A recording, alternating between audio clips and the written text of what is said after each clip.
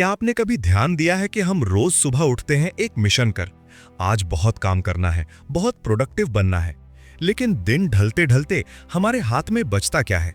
ढेर सारी emails, endless meetings की थकान और एक अजीब सी बेचैनी कि असली काम तो फिर भी अधूरा रह गया। आप बिजी थे, हाँ, लेकिन प्रोडक्टिव शायद नहीं। और यहीं छिपा है सबसे बड़ा धोखा, हम बिजीनेस को प्रोडक्टिविटी समझने लगे हैं। अब मैं आपसे एक अनकंफर्टेबल सवाल पूछता हूं, आखिरी बार कब आपने सिर्फ 1 मिनट के लिए रुककर सोचा था? मतलब सच में सोचा था, न कोई नोटिफिकेशन, न कोई व्हाट्सएप पिंग, न बॉस का कॉल, बस आप और आपके थॉट्स। शायद याद भी ना हो, है ना? क्योंकि हम एक ऐसी रेस में फंस गए हैं जहां रुकना मतलब पिछड़ जाना। लेकिन सच्चाई यह है कि बिना रुके, बिना सोचे हम सिर्फ भाग रहे हैं। कहां जा रहे हैं ये भी पता नहीं। यहीं पर एंटर होती है एक जबरदस्त किताब, a minute to think by Juliet Funt. ये किताब कोई टिपिकल सेल्फ हेल्प बुक नहीं है जो आपको 5 बजे उठने या 100 टास्क्स एक साथ करने की एडवाइस देगी। नहीं, ये किताब एक रेवोल्यूशनरी आइडिया पर टिकी है, कम करो लेकिन बेहतर करो। जूलियट फंट कहती हैं कि हमारी असली प्रॉब्लम टाइम की कमी नहीं है, बल्कि थिंकिंग स्पेस की कमी है। हम इतने भरे हुए हैं स्केड्यूल से, एक्सपेक्टेशन से, केओस से कि हमारे दिमाग को ब्रीथ करने का मौका ही नहीं मिलता। और सबसे इंटरेस्टिंग बात, जूलियट खुद एक कॉर्पोरेट कंसल्टेंट हैं जिन्होंने फॉर्च्यून 500 कंपनीज के साथ काम किया है। उन्होंने देखा कि सबसे सक्सेसफुल लोग वो नहीं होते जो सबसे ज्यादा बिजी रहते हैं, बल्कि वो होते हैं जो सही वक्त पर पॉज ले सकते हैं, जो अपने आप से पूछते हैं कि क्या ये काम जरूरी है या सिर्फ अर्जेंट लग रहा है। और इसी एक क्वेश्चन से उनकी पूरी प्रोडक्टिविटी ट्रांसफॉर्म हो जाती है। अगर आप भी उन लोगों में से हैं जो हमेशा एग्जॉस्टेड फील करते हैं, जिनका माइंड 24/7 क्लटर्ड रहता है, जो चाहते हैं कि उनका काम सिर्फ कंप्लीट न हो बल्कि एक्सेप्शनल बने, तो ये वीडियो आपके लिए एक वेकअप कॉल है। क्योंकि समटाइम्स जिंदगी बदलने के लिए कोई बड़ा रेवोल्यूशन नहीं चाहिए, बस एक छोटा सा पॉज चाहिए, सिर्फ 1 मिनट सोचने के लिए, समझने के लिए और खुद से कनेक्ट होने के लिए। तो चलिए, आज मैं आपको ले चलता हूं इस किताब के अंदर, जहां हम समझेंगे कि कैसे 1 मिनट आपकी पूरी लाइफ को रीडिफाइन कर सकता है।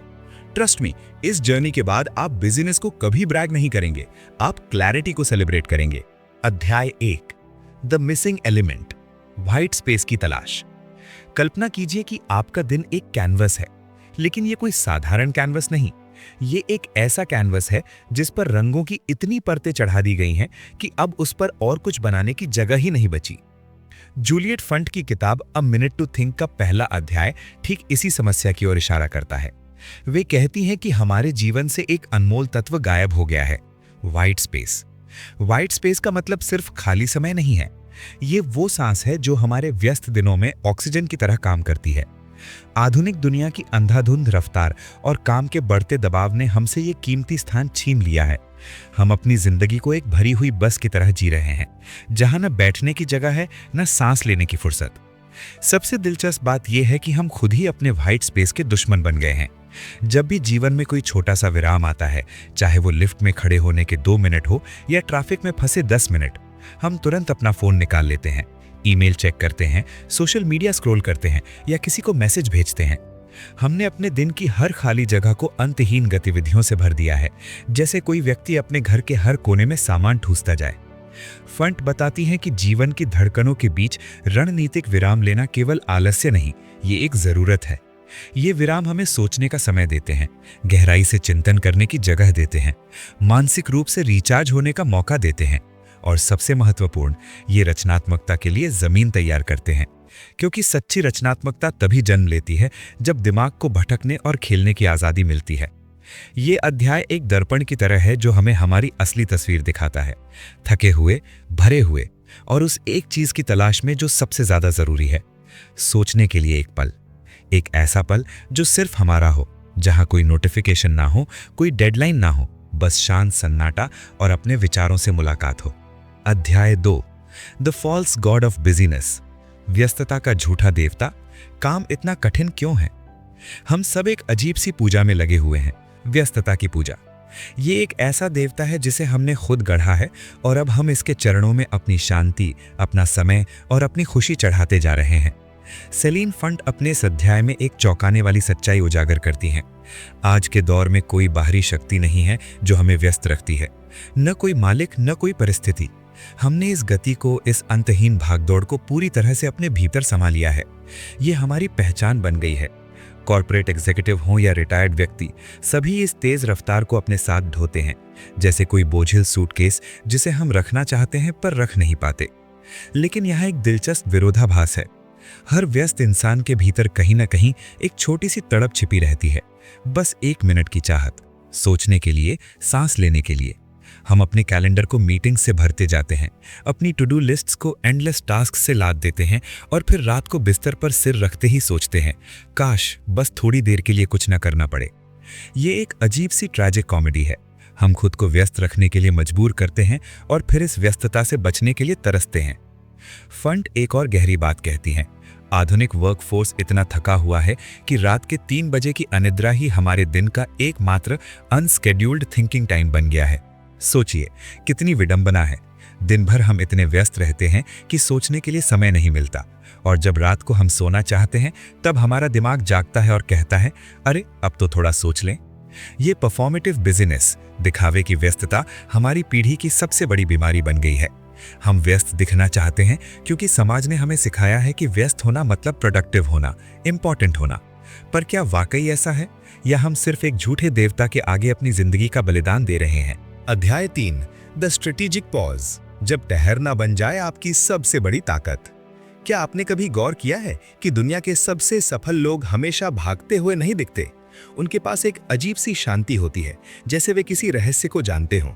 और सच कहूं तो वे जानते भी हैं।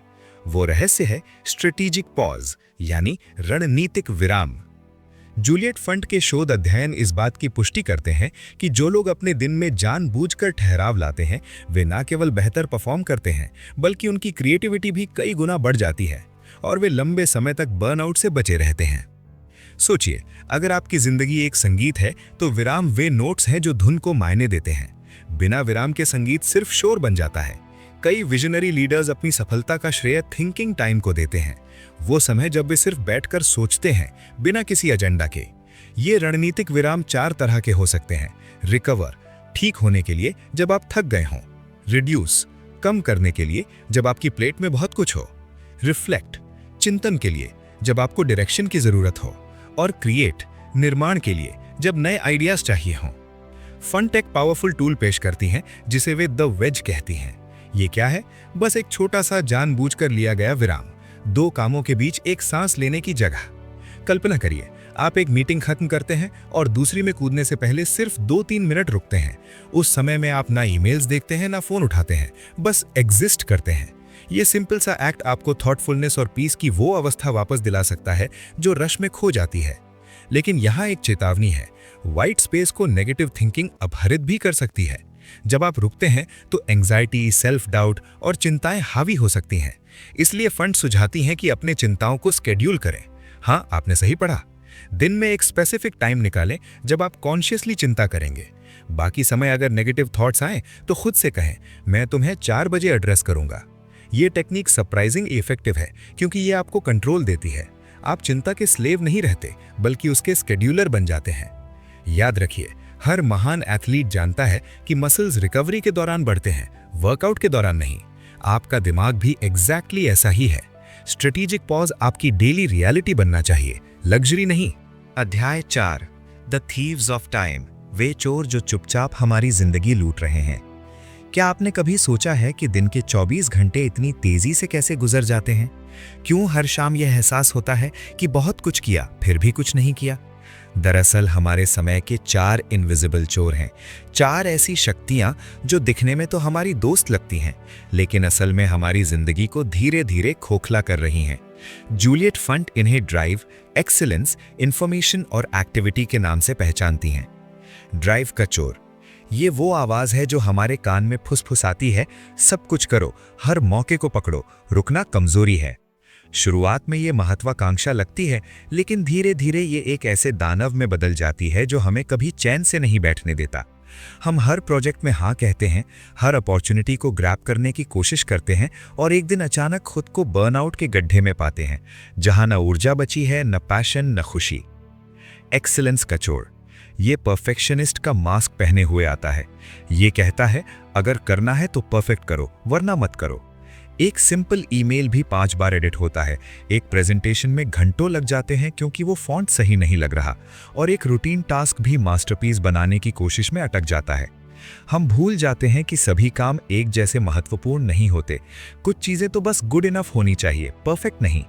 ये चोर हमें 80% रिजल्ट्स के लिए 20% एफर्ट लगाने से रोकता है, और हम अपना 100% एफर्ट उन चीजों पर भी लगा देते हैं जो सिर्फ 20% डिजर्व करती हैं। इंफॉर्मेशन का चोर, डिजिटल युग का सबसे खतरनाक चोर। ये हमें यकीन दिलाता है एक और आर्टिकल पढ़ लो, एक और रिसर्च कर लो, तभी तुम रेडी होगे। वो व्हाट्सएप ग्रुप जिसे हम बाद में पढ़ेंगे, वे 47 खुले टैब्स जो काम के हैं, वो पॉडकास्ट जो जरूरी है, सब इंफॉर्मेशन के चोर की देन है। हम डेटा में डूब जाते हैं लेकिन डिसीजन नहीं ले पाते। हम सीखते रहते हैं लेकिन करते कुछ नहीं। एनालिसिस पैरालिसिस की ये कंडीशन हमें उस खरगोश की तरह बना देती है जो सोच सोच में ही रह गया, जबकि कछुआ धीरे धीरे फिनिश लाइन पार कर गया। एक्टिविटी का चोर, सबसे मक्कार चोर। ये हमें बिजी रखता है ताकि हम प्रोडक्टिव होने का भ्रम पाल सकें। हर मिनट शेड्यूल किया हुआ, हर सेकंड में कुछ न कुछ करना, यही तो सक्सेस है ना? नहीं, ये सिर्फ फ्रेंजी है, उन्माद है। हम मीटिंग से मीटिंग में भागते हैं, मल्टीटास्किंग करते हैं, जो असल में एक मिथ है, और अपने आप को ये प्रूव करने में लगे रहते हैं कि हम कितने व्यस्त हैं। लेकिन व्यस्तता का मतलब प्रगति नहीं होता। कभी कभी सबसे प्रोडक्टिव काम होता है रुकना, सोचना और स्ट्रेटेजिकली अगला कदम उठाना। इन चारों चोरों की सबसे बड़ी चालाकी ये है कि ये सोसाइटी में वर्च्यूज की तरह सेलिब्रेट होते हैं।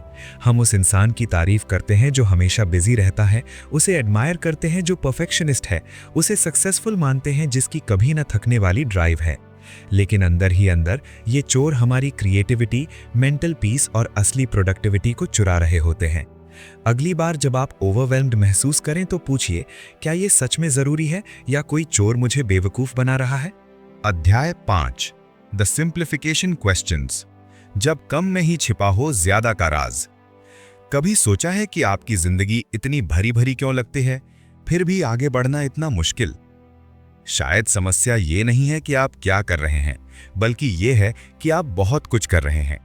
इस फैसिनेटिंग अध्याय में फॉन्ट हमें 4 जादुई सवाल देती हैं जो हमारी जिंदगी से अनावश्यक बोझ उतारने का काम करते हैं। ये सवाल एक तरह के मेंटल डीक्लटरिंग टूल्स हैं जो हमें ड्राइव, एक्सीलेंस, इंफॉर्मेशन और एक्टिविटी को कलात्मक रूप से निर्देशित करने में मदद करते हैं। पहला सवाल है, क्या कुछ ऐसा है जिसे मैं छोड़ सकता हूं? ये ड्राइव से जुड़ा है। हम अक्सर अपनी टू डू लिस्ट में इतना कुछ भर लेते हैं कि असली प्रायोरिटी ही खो जाती है। दूसरा सवाल है, कहां पर्याप्त अच्छा, काफी अच्छा है, जो एक्सीलेंस को नए नजरिए से देखता है। हर चीज में परफेक्शन की दौड़ में हम खुद को थका डालते हैं, जबकि कुछ जगहों पर गुड इनफ वाकई काफी अच्छा होता है। तीसरा सवाल, मुझे वास्तव में क्या जानने की जरूरत है? इंफॉर्मेशन ओवरलोड के इस युग में एक शांति का संदेश है। और चौथा, क्या मेरे ध्यान के योग्य है? ये एक्टिविटी को फिल्टर करने का पावरफुल तरीका है। लेकिन फॉन्ट यहां एक दिलचस्प बात कहती हैं, कुछ भी हटाने या छोड़ने से पहले एक मानव विज्ञानी की तरह धीमा हो जाइए। जल्दबाजी में डिसीजन ना ले, पहले ऑब्जर्व कीजिए, समझिए कि आपकी जिंदगी में क्या चल रहा है। ये पेशेंस और अवेयरनेस की बात है। और फिर आती है उनकी ब्रिलियंट क्रिल स्ट्रैटेजी। वो बताती हैं कि बड़े लक्ष्यों, जिन्हें वो टूना कहती हैं, को छोड़ना हमेशा जरूरी नहीं, बल्कि छोटे छोटे लक्ष्यों को हटाना, जिन्हें वो प्यार से क्रिल बुलाती हैं, वही छोटी मछलियां जो वेल खाती हैं, जब मल्टीप्लाई किया जाता है तो उतना ही प्रभावी और कहीं कम तनावपूर्ण हो सकता है।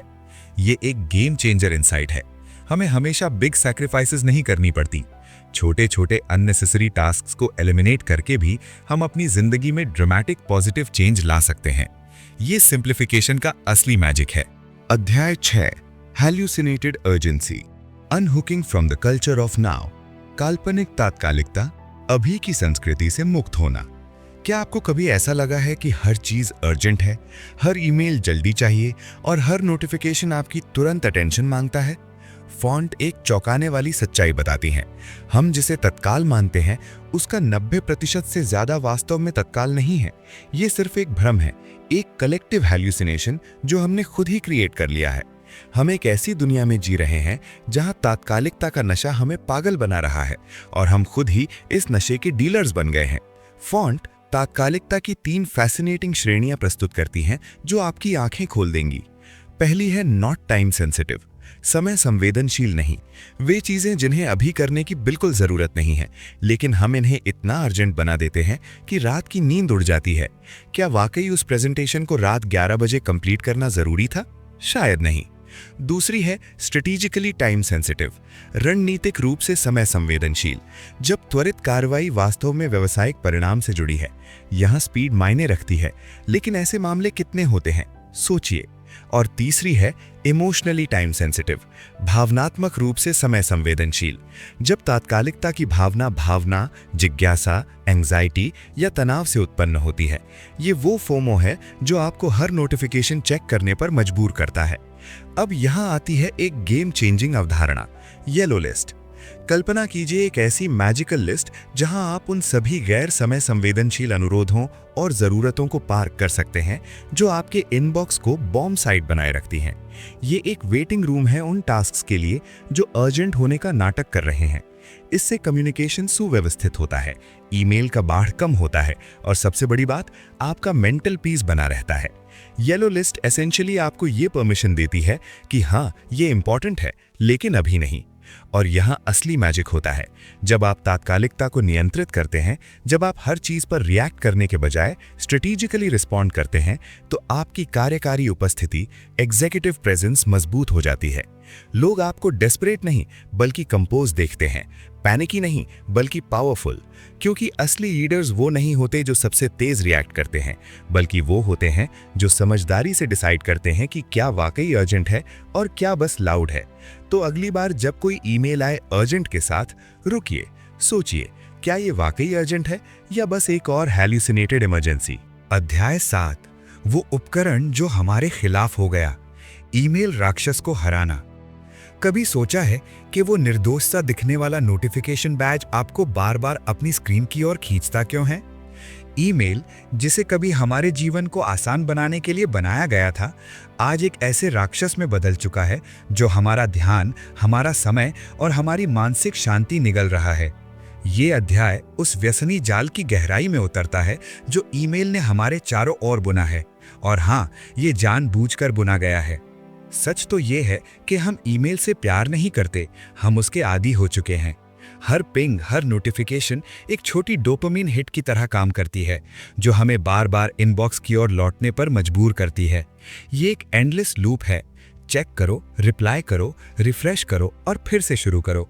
लेकिन इस चक्र से बाहर निकलने का रास्ता है, और वो शुरू होता है 2 सरल सिद्धांतों से। कम छुओ, बेहतर लिखो। फॉन्ट यहाँ एक फैसिनेटिंग अवधारणा प्रस्तुत करती हैं, एक भावनात्मक थर्मोस्टैट जिसे आप अपनी जरूरत के हिसाब से एडजस्ट कर सकते हैं। कल्पना कीजिए, टेक्निकलर ईमेल्स वे होते हैं जो भावनाओं से भरे होते हैं, जिनमें अर्जेंसी और ड्रामा होता है, जैसे ये बेहद जरूरी है, अभी रिप्लाई करें। फिर आते हैं पेस्टल ईमेल्स, नर्म, सौम्य, प्रोफेशनल येट वार्म। और अंत में ब्लैक एंड व्हाइट ईमेल्स, बिल्कुल सीधे, तथ्यात्मक, बिना किसी इमोशनल बैगेज के। आपको ये तय करना है कि आपकी ईमेल किस रंग में होनी चाहिए, क्योंकि हर ईमेल को टेक्निकलर होने की जरूरत नहीं है। लेकिन रुकिए, और भी है। ईमेल शैडो की अवधारणा, वो अदृश्य खींच जो आपको शेड्यूल्ड चेक्स के बीच में भी इनबॉक्स की ओर ले जाती है।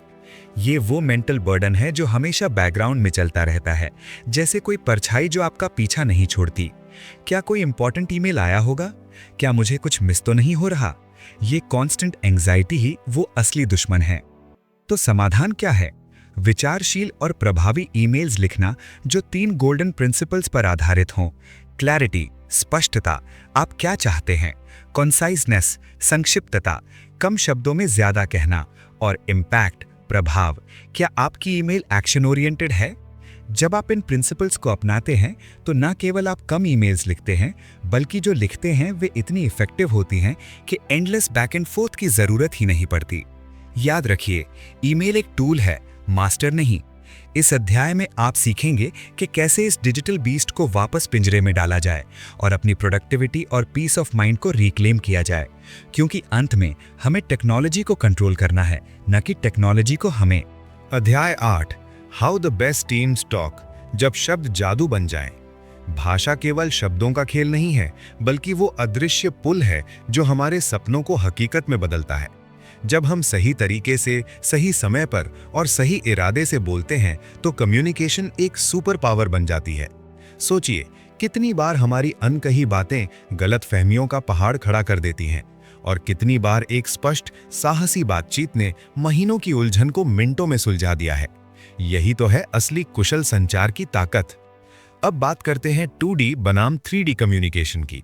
क्या आपने कभी सोचा है कि ईमेल या टेक्स्ट मैसेज में लिखी हुई बात फेस टू फेस बातचीत से कितनी अलग महसूस होती है? एक व्हाट्सएप मैसेज में ठीक है लिखना और किसी की आंखों में देखकर मुस्कुराते हुए ठीक है कहना, दोनों में जमीन आसमान का फर्क है। जब मामला संवेदनशील हो तो 3D चुनिए, जब सिर्फ इंफॉर्मेशन शेयर करनी हो तो 2D काफी है। ये सिंपल चॉइस आपका बहुत सा समय और इमोशनल एनर्जी बचा सकती है। अब आता है गेम चेंजर 50-50 नियम। ये रूल हमें अनकंफर्टेबल ट्रूथ से रूबरू कराता है। अगर ऑफिस में कुछ आपको परेशान कर रहा है और आपने अपनी बात साफ साफ नहीं रखी, तो आप भी उतने ही जिम्मेदार हैं। हाँ, आपने सही पढ़ा, 50% रिस्पॉन्सिबिलिटी आपकी भी है। हम अक्सर एक्सपेक्ट करते हैं कि लोग हमारा माइंड रीड कर लेंगे, लेकिन रियलिटी ये है कि अगर हमने मांगा ही नहीं तो मिलने की उम्मीद क्यों? ये नियम हमें अपनी नीड्स के लिए ओनरशिप लेना सिखाता है। दी आवर ग्लास टेक्निक आपके रिएक्शंस को थॉटफुल रिस्पॉन्सेज में बदल देती है। जब कोई ट्रिगर करने वाली सिचुएशन आए तो रिएक्ट करने से पहले 3 सवाल पूछिए। मेरा ऑब्जेक्टिव क्या है? इस पर्सन के साथ मेरा पास्ट हिस्ट्री क्या है? और फ्यूचर में मैं इस रिलेशनशिप को कहां ले जाना चाहता हूं? ये मेंटल पॉज आपको इंपल्सिव रिएक्शन से बचाता है और वाइज चॉइसेस की ओर ले जाता है। बस 3 सेकंड की ये सोच आपको बहुत बड़ी गलतियों से बचा सकती है। नो सैंडविच का कॉन्सेप्ट ब्रिलियंटली सिंपल है। जब आपको नहीं कहना हो तो उसे काइंडनेस की 2 स्लाइसेस के बीच रख दीजिए। पहले जेन्युइन अप्रिसिएशन या अंडरस्टैंडिंग दिखाइए, फिर अपनी नहीं क्लियरली कहिए, और अंत में फिर से वार्मथ के साथ ऑल्टरनेटिव या सपोर्ट ऑफर कीजिए। ये अप्रोच रिजेक्शन को रिजेक्शन जैसा नहीं लगने देता, बल्कि रिस्पेक्ट और केयर का मैसेज देता है। और सबसे पावरफुल टूल है जोर से बोली गई तारीफ। पब्लिक प्रेज एक ऐसा गिफ्ट है जो देने वाले और लेने वाले दोनों को खुशी से भर देता है। जब आप किसी की तारीफ सबके सामने करते हैं तो आप न सिर्फ उस इंसान का कॉन्फिडेंस बूस्ट करते हैं, बल्कि पूरी टीम के लिए पॉजिटिविटी का एटमॉस्फेयर बनाते हैं।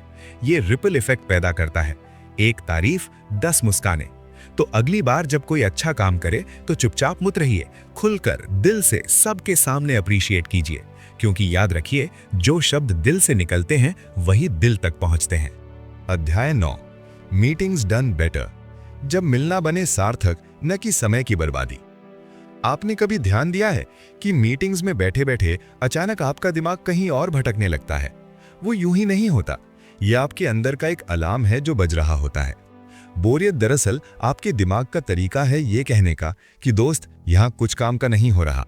लेकिन हम क्या करते हैं? फौरन अपना फोन निकालकर मल्टीटास्किंग शुरू कर देते हैं, ईमेल्स चेक करने लगते हैं या व्हाट्सएप पर स्क्रॉल करने लगते हैं। ये डिजिटल एस्केप रूट तो है, पर असली समाधान नहीं। जब आप इस बोरियत को पहचानना और स्वीकार करना सीख जाते हैं बिना अपने स्क्रीन में छुपे, तब आप समझ पाते हैं कि आप SBH यानी शुडंट बी हियर की स्थिति में हैं, और ये एहसास ही आपकी पहली जीत है। अब सवाल यह है कि SBH की स्थिति में पहुंचे ही क्यों? इसका जवाब छुपा है मीटिंग इनविटेशन की उस प्रक्रिया में जिसे हम बिना सोचे समझे एक्सेप्ट कर लेते हैं। एक तरफ है मीटिंग ऑर्गेनाइज करने वाला जो सोचता है सबको बुला लेते हैं, देख लेंगे कौन काम का होगा, और दूसरी तरफ है हम जो हर इनवाइट पर ऑटोमेटिकली यस दबा देते हैं, मानो ये कोई सोशल ऑब्लिगेशन हो। लेकिन अगर आप दोनों तरफ से थोड़ा सतर्क हो जाएं, आमंत्रण भेजने से पहले सोचें क्या इस व्यक्ति का यहाँ होना सचमुच जरूरी है, और स्वीकार करने से पहले पूछें क्या मेरा यहाँ होना वैल्यू ऐड करेगा, तो जादू हो जाता है। अचानक आपके कैलेंडर में खाली जगहें दिखने लगती हैं, मीटिंग फ्री आवर्स मिलने लगते हैं, और आप असली काम करने के लिए समय पा लेते हैं। और फिर आता है हॉल्ट टाइम का कॉन्सेप्ट। ये वो पवित्र स्थान है जो 2 मीटिंग्स के बीच होना चाहिए, लेकिन अक्सर गायब रहता है। सोचिए, एक मीटिंग खत्म हुई और तुरंत दूसरी शुरू। न सांस लेने का मौका, न सोचने का, न ही अभी जो डिस्कस हुआ उसे डाइजेस्ट करने का। हॉल्ट टाइम का मतलब है अपने कैलेंडर में जानबूझकर गैप्स रखना। यह आपका मेंटल इंटरमिशन है। इस समय में आप पिछली मीटिंग की बातों को प्रोसेस कर सकते हैं, अगली के लिए तैयारी कर सकते हैं, या सिंपली एक गहरी सांस लेकर खुद को रिफ्रेश कर सकते हैं। ये छोटा सा बफर आपकी प्रोडक्टिविटी और सैनिटी दोनों बचाता है। अब मान लीजिए आप मीटिंग में हैं और आपको सचमुच अपने फोन या लैपटॉप पर कुछ जरूरी देखना है, शायद कोई डॉक्यूमेंट या कोई डेटा जो डिस्कशन के लिए चाहिए। यहां काम आती है फोन नरेशन की टेक्निक। बजाय इसके कि आप चुपचाप अपनी स्क्रीन में गुम हो जाएं और बाकी लोग सोचें कि आप डिसएंगेज्ड हैं या इंस्टाग्राम स्क्रॉल कर रहे हैं, आप बोलकर बता दें, मैं अभी पिछली तिमाही के फिगर्स देख रहा हूं जो आपने मेंशन किए, या ये ईमेल मुझे चेक करना होगा जिसमें क्लाइंट की फीडबैक है। ये सिंपल सी बात ट्रांसपेरेंसी क्रिएट करती है और आपकी एब्सेंट प्रेजेंस की इंप्रेशन नहीं बनने देती। लोगों को पता चल जाता है कि आप मीटिंग में हैं, फोकस्ड हैं, बस एक जरूरी काम कर रहे हैं। सच तो यह है कि बेटर मीटिंग्स का मतलब सिर्फ बेहतर एजेंडा या पंक्चुअलिटी नहीं है। यह है सही लोगों का सही वजह से मिलना, और जब मिले तो पूरी तरह प्रेजेंट रहना। जब आप ये सब सीख जाते हैं तब मीटिंग्स बोझ नहीं बल्कि असली कोलैबोरेशन और प्रोग्रेस के अवसर बन जाती हैं। अध्याय 10, द व्हाइट स्पेस टीम, साथ मिलकर नए मानदंड बनाना। आइए सबसे पहले समझते हैं कि मानदंड वास्तव में क्या है। ये कोई जटिल शब्द नहीं बल्कि एक आधिकारिक मानक या कार्रवाई का सिद्धांत है जो समूह के सभी सदस्यों को एक साथ बांधता है। सोचिए, ये वो अदृश्य धागा है जो टीम के हर सदस्य को एक साथ जोड़े रखता है। और जब इन सभी मानदंडों को एक साथ मिला दिया जाए तो वही बन जाती है आपकी संगठनात्मक संस्कृति, वो जीवंत सांस लेती हुई पहचान जो आपके ऑर्गेनाइजेशन को बाकियों से अलग बनाती है। अब सवाल यह है कि परिवर्तन की शुरुआत कहां से हो? जवाब बिल्कुल सरल है, अपने आप से। टीम और संगठनात्मक मुक्ति की दिशा में पहला कदम उठाने के लिए आपको किसी भव्य योजना या विशाल बदलाव की जरूरत नहीं। बस अपने काम और जीवन के उन छोटे छोटे पहलुओं से शुरुआत करें जिन्हें आप नियंत्रित कर सकते हैं। याद रखिए, हर महान क्रांति की शुरुआत एक छोटे से कदम से ही होती है। ये वैसा ही है जैसे एक छोटी सी चिंगारी पूरे जंगल को रोशन कर सकती है। यहाँ एक दिलचस्प बात यह है कि जब आप कोई नई प्रथा अपनाते हैं और उसे दूसरों के साथ साझा करते हैं तो वो अचानक से एक अमूर्त विचार से एक ठोस, दिलचस्प और करने योग्य चीज बन जाती है। ये है शेयरिंग की शक्ति। जब लोग देखते हैं कि आप वास्तव में कुछ अलग कर रहे हैं, कुछ बेहतर कर रहे हैं, तो उनके मन में भी जिज्ञासा जागती है। वे सोचते हैं कि अगर ये इनके लिए काम कर रहा है तो शायद मेरे लिए भी काम करे। अगर आप एक नेता हैं तो आपकी जिम्मेदारी और भी महत्वपूर्ण हो जाती है। आपका हर कदम, आपका हर निर्णय एक उदाहरण बन जाता है। इन सिद्धांतों को अपने व्यवहार में ढालना और उन्हें जीना, यही वो मॉडलिंग है जो आपके आसपास के सभी लोगों के लिए प्रेरणा का स्रोत बनती है। लोग आपकी बातों से ज्यादा आपके कामों को देखते हैं, याद रखते हैं और अपनाते हैं। और हाँ, इस पूरी यात्रा में धैर्य आपका सबसे महत्वपूर्ण उपकरण है। जल्दबाजी में कुछ भी टिकाऊ नहीं बनता। धैर्य दूसरों को वो कीमती समय देता है जिसमें वे उत्सुक हो सकें, प्रश्न पूछ सकें और फिर अपने स्वयं के छोटे बड़े बदलावों को अपनाना शुरू कर सकें। ये एक ऑर्गेनिक प्रोसेस है जहां हर व्यक्ति अपनी गति से आगे बढ़ता है। याद रखिए, द व्हाइट स्पेस टीम बनाना एक रातों रात का खेल नहीं है। ये एक यात्रा है, एक सतत प्रक्रिया है जहां हर दिन नए मानदंड बनते हैं, नई संभावनाएं खुलती हैं और साथ मिलकर एक बेहतर कार्य संस्कृति का निर्माण होता है। अध्याय 11, life beyond work, don't miss the ride. काम से परे जीवन, सवारी को मत चूकिए। जिंदगी एक ट्रेन की सवारी की तरह है और अधिकतर लोग खिड़की के बाहर का नजारा देखने की बजाय अपने लैपटॉप स्क्रीन में खोए रहते हैं। ये अंतिम अध्याय एक गहरी सच्चाई की ओर इशारा करता है। पेशेवर उपलब्धि चाहे कितनी भी शानदार क्यों न हो, वो कभी भी खुशी, व्यक्तिगत संबंध और असली अर्थ का विकल्प नहीं बन सकती। कॉर्पोरेट जगत की चकाचौंध में खोकर हम अक्सर भूल जाते हैं कि प्रमोशन का सर्टिफिकेट आपके बच्चे की मुस्कान की जगह नहीं ले सकता और बैंक बैलेंस का कोई भी आंकड़ा उस गले लगाने की गर्माहट नहीं दे सकता जो आपका इंतजार कर रहा है। सच तो ये है कि कई लोग अपनी जिंदगी के आखिरी पड़ाव पर पहुंचकर बहुत अधिक काम करने के लिए तीव्र पछतावा अनुभव करते हैं। डेथबेड पर लेटे लोगों से जब पूछा जाता है कि उन्हें क्या अफसोस है, तो शायद ही कोई कहता है, काश मैं ऑफिस में कुछ और घंटे बिताता।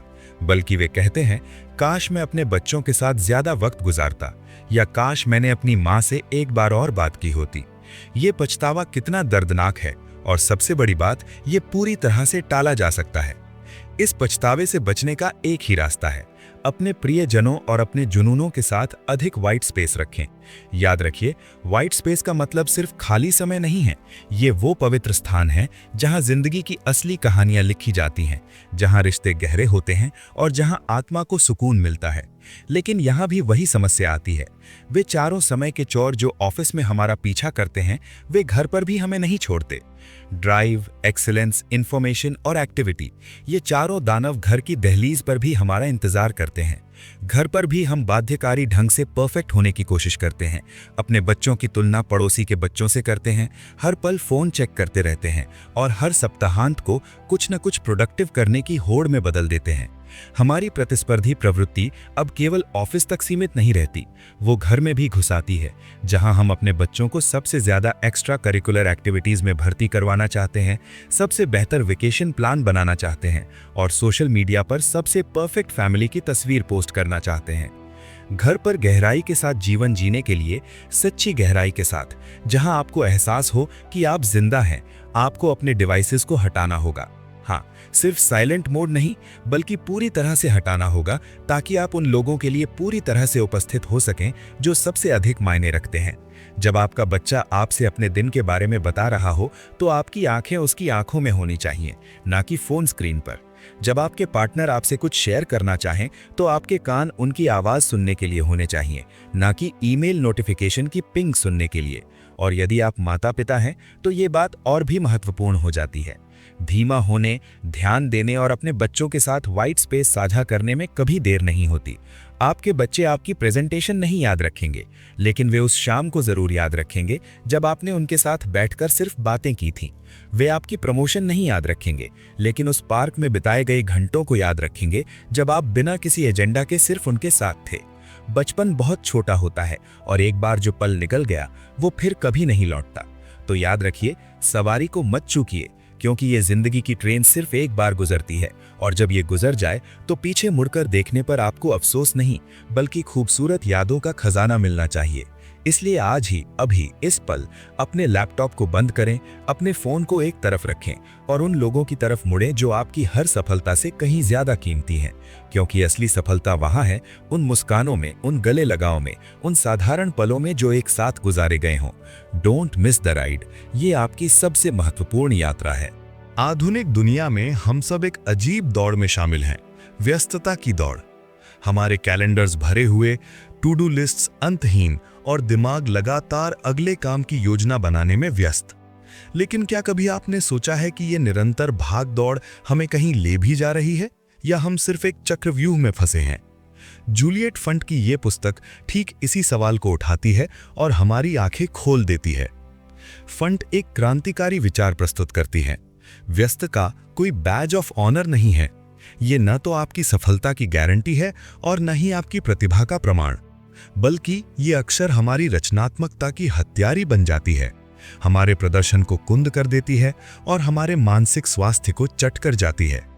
पुस्तक का सबसे शक्तिशाली विचार है वाइट स्पेस, वो खाली, अनिर्धारित समय जो हमारे जीवन में ऑक्सीजन की तरह काम करता है। जैसे आग को जलने के लिए हवा चाहिए, वैसे ही हमारी प्रतिभा को चमकने के लिए वाइट स्पेस चाहिए। ये वो जादुई पल है जब आप सिर्फ सोचते हैं, महसूस करते हैं या कुछ नहीं करते, और ठीक यहीं से महान विचार जन्म लेते हैं। लेकिन ये पुस्तक सिर्फ फिलॉसफी नहीं परोसती, ये आपको हथियार देती है। द वेज तकनीक सिखाती है कि कैसे अपने दिन में छोटे छोटे ब्रेक्स घुसेड़े। द 4 थीव्स उन 4 चोरों का पर्दाफाश करता है जो आपका समय चुरा रहे हैं। द सिंप्लीफिकेशन क्वेश्चंस आपको सिखाते हैं कि कैसे अनावश्यक जटिलताओं को काटकर जीवन को सरल बनाएं। और येलो लिस्ट, वो जादुई सूची जो तय करती है कि क्या सच में जरूरी है और क्या सिर्फ शोर है।